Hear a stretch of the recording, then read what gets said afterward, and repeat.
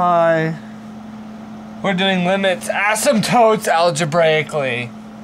I've never used these after I learned them, and I'm learning about how to make revolutions of area. Yeah, isn't that great? Anyways, so these two equations you probably never will get because you can solve them easily, and they probably don't even have asymptotes, but they're just two examples for what I'm trying to find. Vertical and horizontal asymptotes. So number one has a good explanation of a horizontal asymptote. You look at the front variable, x squared, and if the front variable's power is the same, we take the numerator divided by the denominator. At this point we have a 2, so x equals 2 would be our asymptote there. Vertically. I'm sorry, yeah, our vertical asymptote right there. If the top one is lower than the bottom one, there is no asymptote vertically at all. If the top one's bigger than the bottom one, there is an asymptote at x equals 0. That's only if n is bigger than the denominator. This is if n is just as big as the denominator, and if n is smaller than the denominator, it equals nothing. Got it? I thought it was y. Excuse me, no it's not, because y then would make it a horizontal asymptote. This is where this comes in, horizontal asymptote. So there'll be a vertical asymptote at x equals 1. On this one, we're off this one now.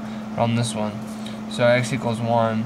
But you gotta find the vertical asymptotes as well. I mean the horizontal ones as well. And how do you do that? Well, you gotta find down here. Where can it equal fudge? So it becomes to be Difference of squares. Difference of squares.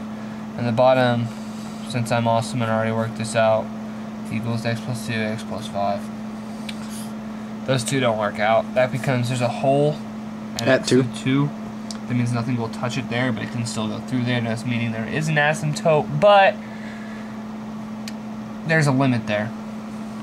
Chris is venting. Yeah.